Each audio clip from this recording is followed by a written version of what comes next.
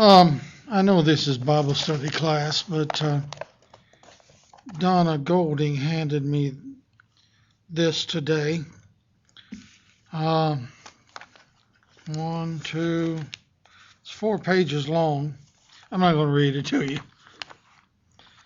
I'm not going to try to pronounce his preacher's name, but he preaches in Nigeria. You can see his publication. And it's in English, but it's not American English.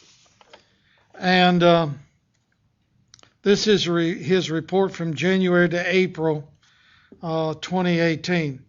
His telephone number is 011-234-8035-750-240.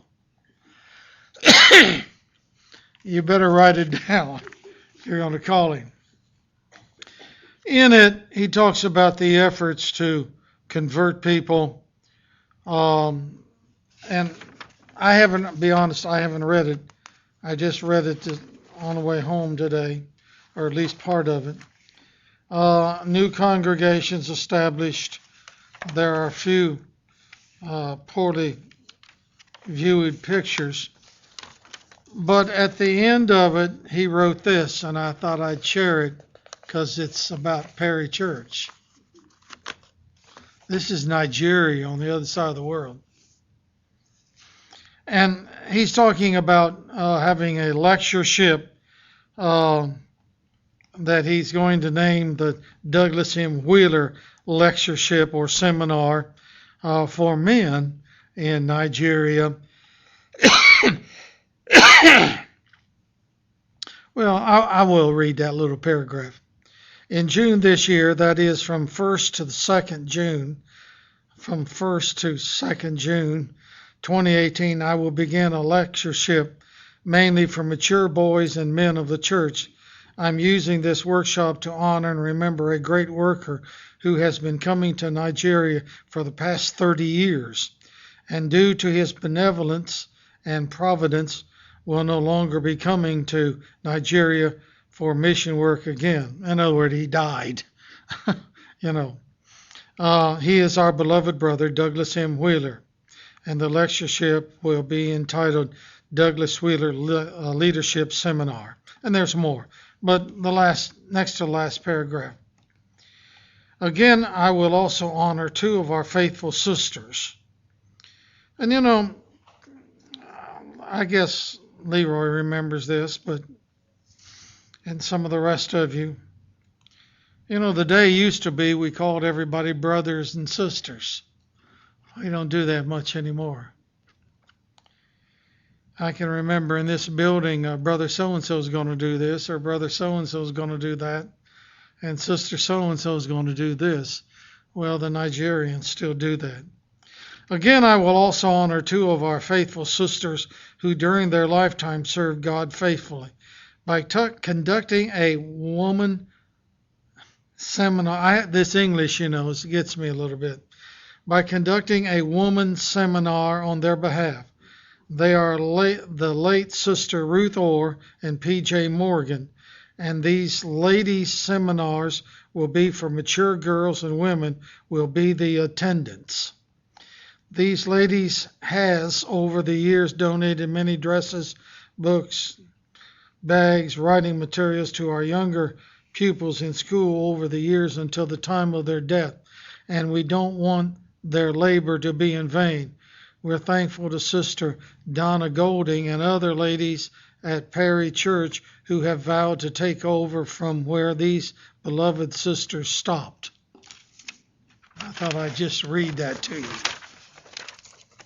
I think maybe if we got room in the bulletin next week, we'll run that last paragraph. Okay, I got all these papers here.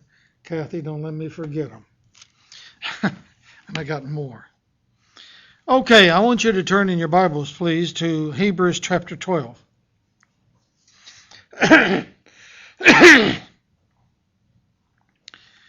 Our subject tonight is why and how does God chastise his people? Our text, and we're going to read it first.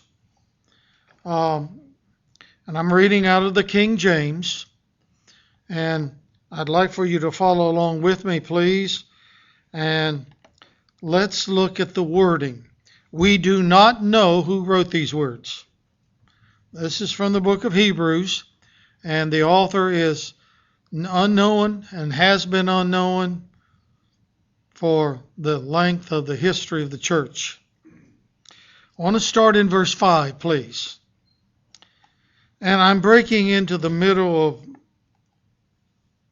the writer's discussion. He talks about the great men and women of the past. Remember what's in chapter 11?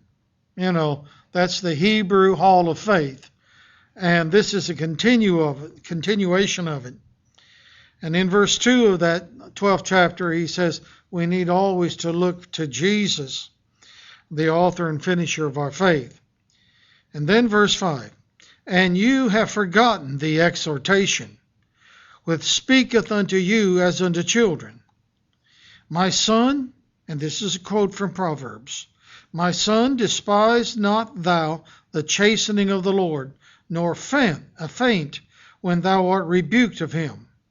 For whom the Lord loveth, he chasteneth, and scourgeth every son whom he receiveth. If you endure chastening, God dealeth with you as with sons. For what son is he whom the Father chasteneth, or chasteneth not, But if ye be without chastisement, whereof all are partakers, then ye are bastards and not sons. Furthermore, we have had fathers of our flesh, which corrected us, and we gave them reverence.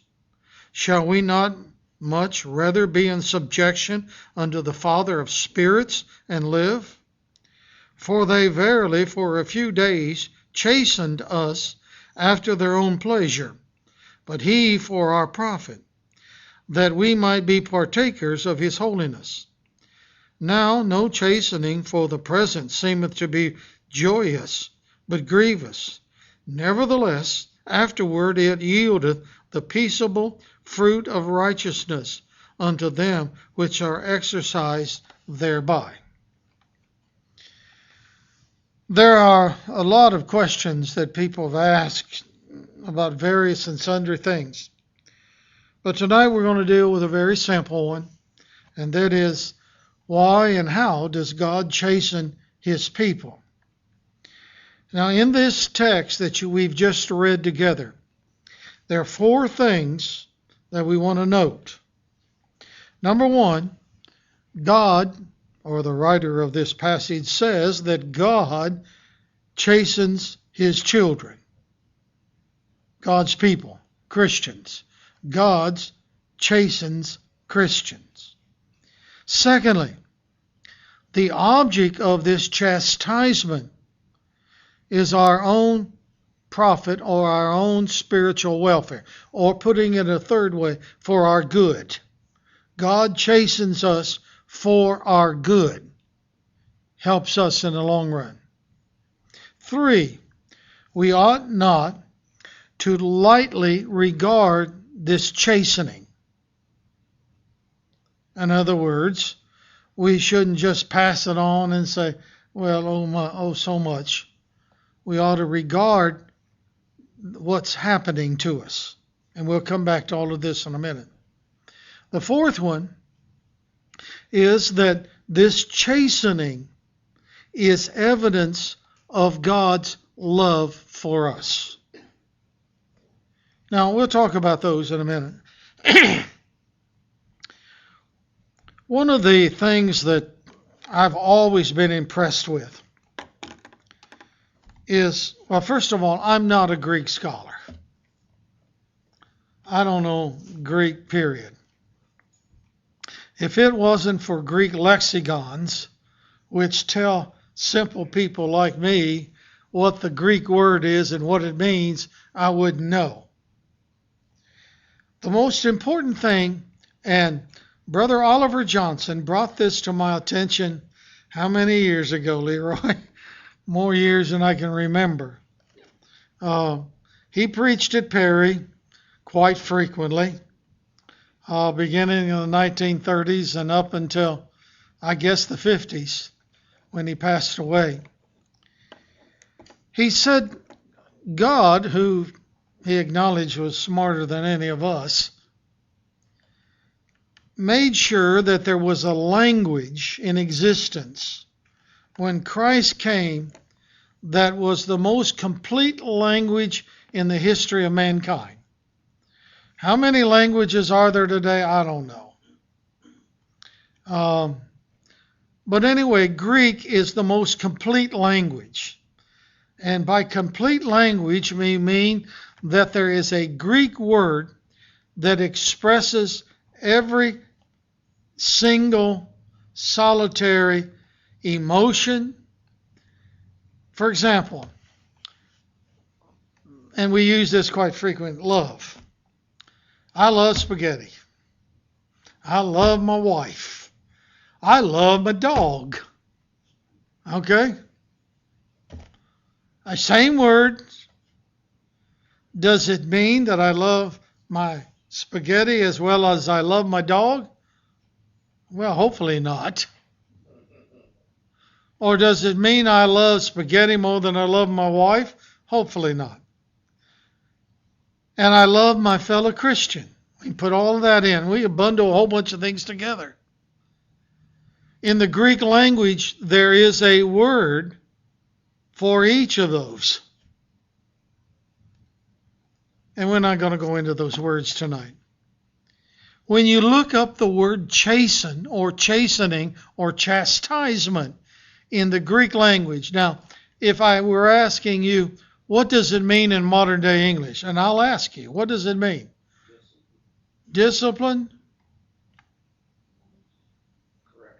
Correction, maybe?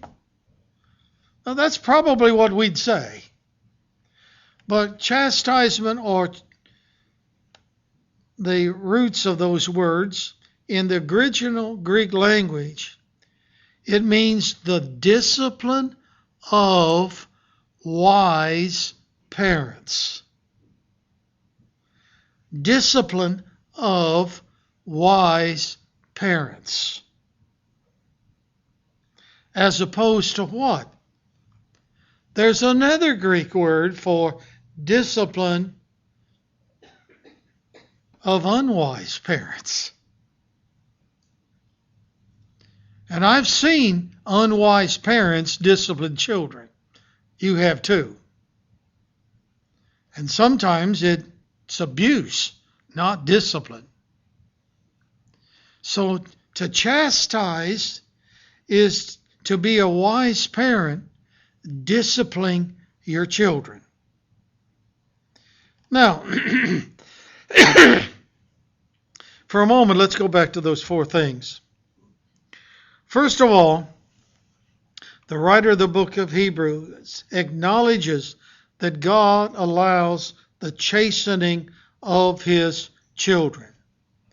Sometimes, and how many preachers have preached on this, I do not know. But the question is always asked, why do bad things happen to good people? You know.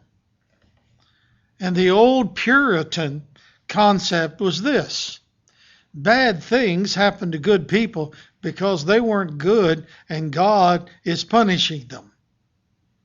Your barn burns down tonight, it's because you've been bad. Okay? Oh, you get pneumonia tomorrow, it's because you've been bad. Or children die in the very young years of life because their parents were bad. Well, that's the philosophy that the Puritans had. But in the book of Hebrews, we understand that God allows chastisement. Now, I'm going to ask you to remember the word A-L-L-O-W-S, allows. Okay? God allows chastisement of his children. Secondly, the writer here makes it very clear, and he uses something we're all familiar with. Dad and mothers disciplining their children. Now, I don't know how you, excuse me, I don't know how you parents that have grandchildren, looking back on rearing your children, how you discipline them. You know, I had 3 children, and all 3 of them were different. One of them,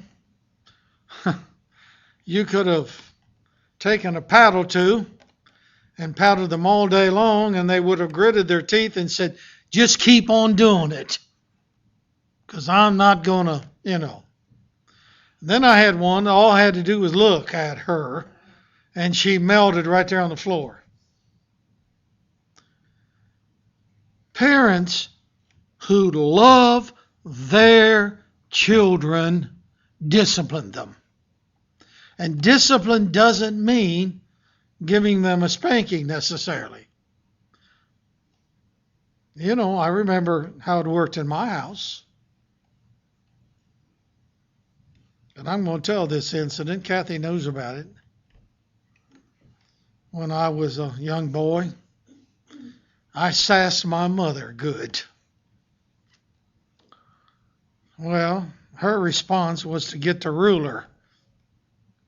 But I ran out the back door and climbed up into the big apple tree. And she stood, I can see her right now standing down at the bottom of that tree. Come down from that tree. I didn't say a word. I didn't come down. Then she said, your daddy's going to be home here in a half hour. And I knew that. And she went back in the house. I stayed in that top of that tree for 30 minutes. And I heard that pickup truck pull into that drive. I hit the ground faster than an apple could from falling. And I didn't go in the house. My daddy did. And I don't know what my mama said to him. She called me to supper, and I went in, and I sat at that table, and Dad didn't say a word. It wasn't a very nice supper that night. I don't know what was there, but I didn't enjoy a bit of it. And after it was over, he said, son, come with me. I never sassed her again. Discipline is what a wise parent does. And I had a very wise man tell me once, he said, Vinton, don't paddle Danny. When he does something wrong or upsets you, give it an hour or 2 and then do it. He said that will first of all calm you down, and secondly, make 2 hours miserable for him. We know what wise parents are supposed to do, and there are lots of ways to discipline. Now, what the writer here does, he uses the earthly father and the earthly children and then relates them to God the Father. God the Father allows his children to be chastened for their good. And you know something, folks? One of the things, and this is Father's Day, one of the things that we need to do is to recognize that wise fathers discipline their children, and their children, remember what it says in Proverbs about mothers? They rise up and call their mother blessed. Now, later in this illustration, the writer says that discipline as a child is not joyous when it happens. Man, I'm glad Daddy disciplined me today. No. But later, what do? We're thankful for the discipline. So God disciplines his children or chastens them, and it's for our benefit. Third, we are not to take this chastening lightly. In other words, let me give you an illustration. If a child is punished for something, we use different terminology. We say, have you learned your lesson? Has something ever happened in your life that you can picture at the moment that you were punished for and you learned your lesson? And it doesn't have to be punishment by a parent, for example. You touch a hot iron, put your palm right up there on it. If you've learned your lesson, what happens? You don't do it again. In other words, you don't take that consequence or that punishment lightly. It makes you a better person. Then last of all, this writer says there's something else.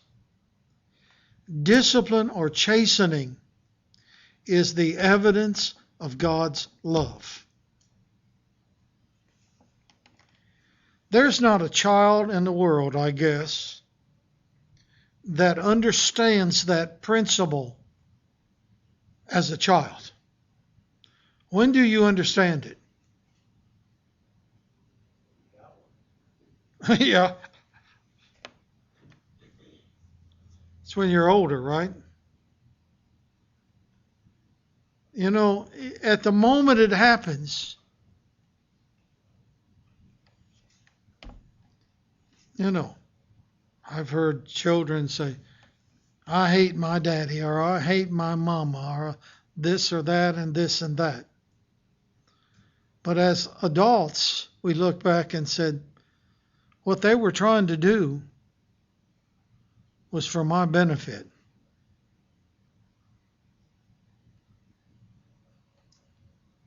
I was, I guess, unfortunate enough to have a funeral once. And this lady, who was a member of the congregation where I preached, lived by the philosophy that you don't tell children what they can't do. You know, let them learn on their own what they can't do. Says you don't want to upset children, and it will ruin their life. So she didn't tell her little boy he couldn't ride his bicycle in the street. And it was probably the saddest incident that I'd ever had in a funeral home. The cement truck ran over that little boy. Now, folks, discipline isn't good at the moment when it happens. But in the long run, it's a good thing. Now, let's go here quickly to our questions. How does God discipline us? Now, we understand why. It's for our benefit. But how does God do it? If we make bad choices, if we disobey God, or a host of other negative things, God strikes us with a plague. Oh, no. God doesn't do those things. Remember Job?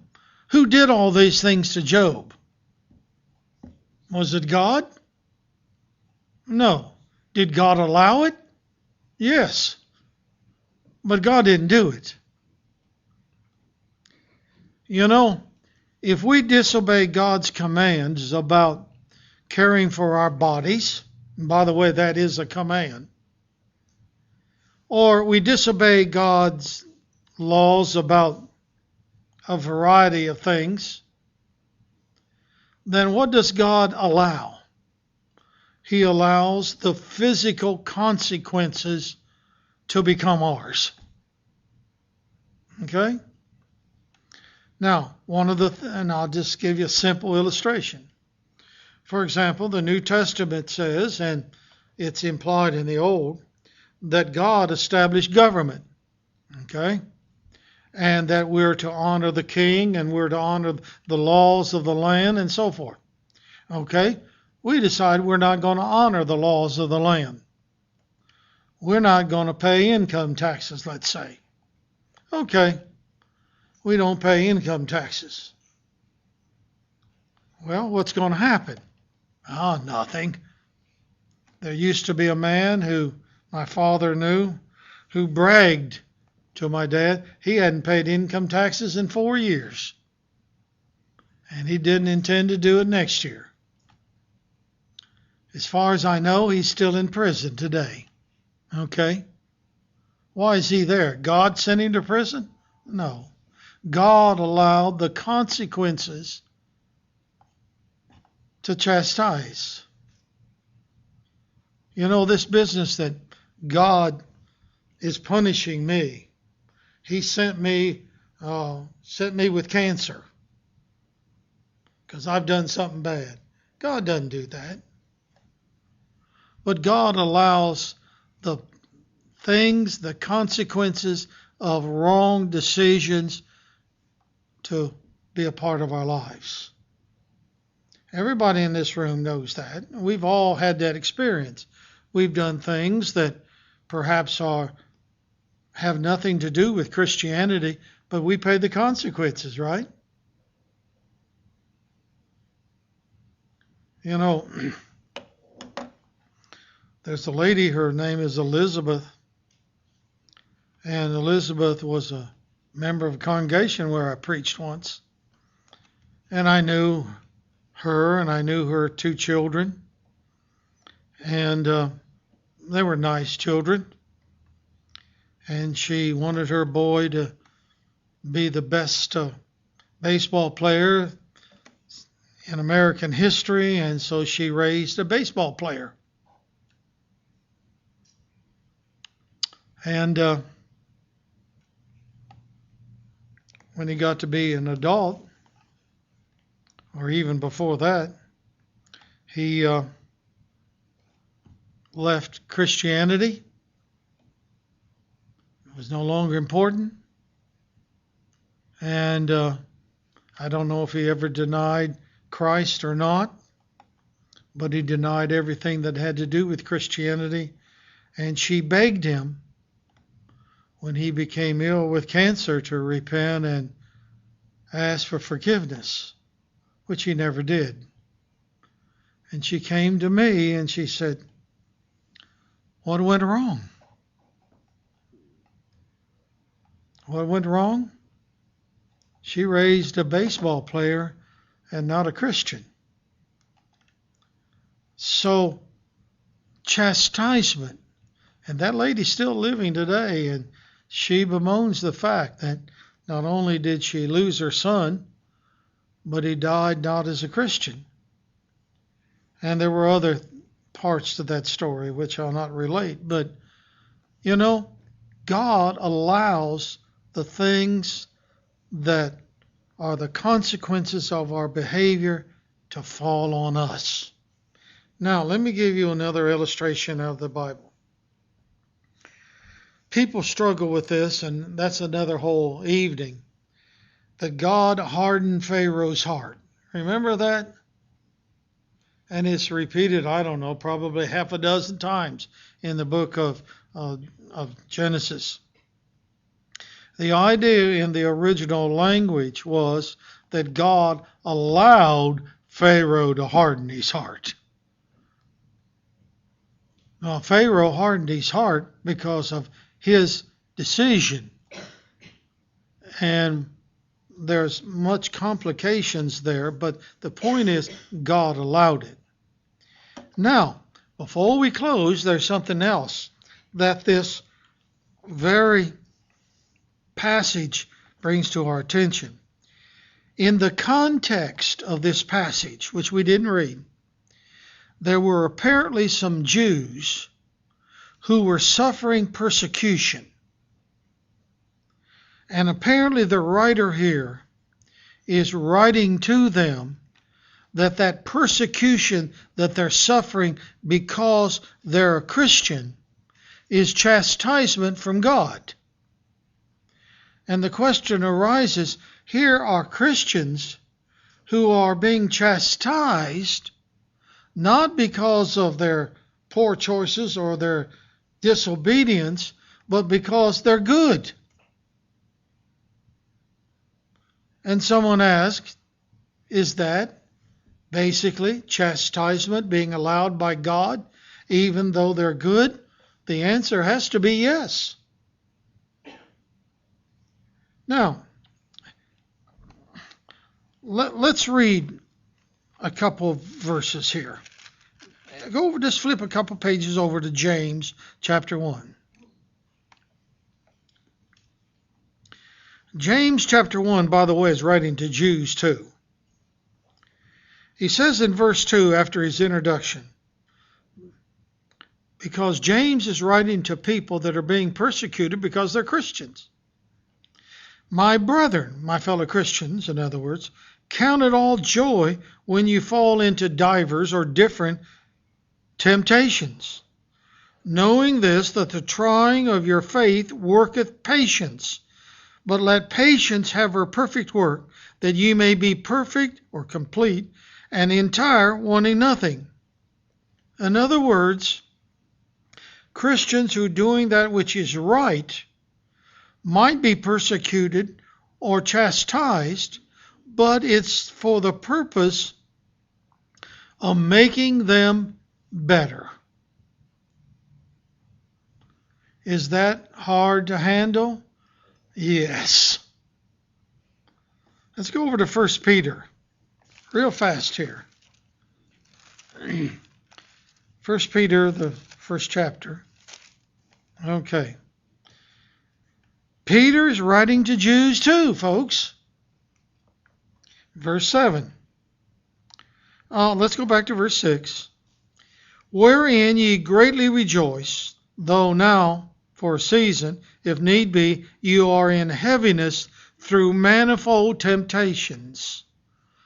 Right now, you've got a lot of problems, a lot of temptation and persecution.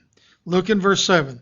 That the trial of your faith, being much more precious than gold that perisheth, though it be tried with fire, might be found unto praise and honor and glory at the appearing of Jesus Christ. What made the Apostle Paul the great apostle he was? Was it his brains, his education, the things that the preacher told him when he was baptized? God said to Ananias, tell Saul of Tarsus of the things that he will suffer for my name's sake. And that's exactly what Peter and James are saying. And then there's another passage, we don't need to look at it. I think you all know it. Romans 8:28. What's it say? All things work together for good to them that love the Lord and called according to his purpose. Now, everything we've said here tonight, none of this sounds very comforting, right? But in the end,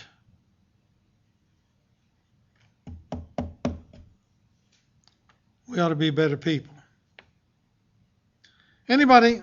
Comment, question? I've done all the talking. We judge everything a certain way. I think sometimes God has to do some very cruel and mean things because he's God, because his justice comes before everything. Well, that's not right, Nathan. God allows some of those things. He doesn't cause it. I meant in his judgment, like his judgment. We look back at the Old Testament, we'll say his judgment of the Canaanites was cruel. In a sense, yes, it was, but it had to be done because justice always has to be done. Well, that's true, Nathan, but the Canaanites were reaping what they had sown. Exactly. God allowed their destruction. You know, we don't know the mind of God. And that's where I and other preachers get in trouble sometimes. We don't know the mind of God. But we understand that God allows us to suffer the consequences of our mistakes. For example, you touch a hot iron, you go in the kitchen and you do bad things like put it under water or whatever,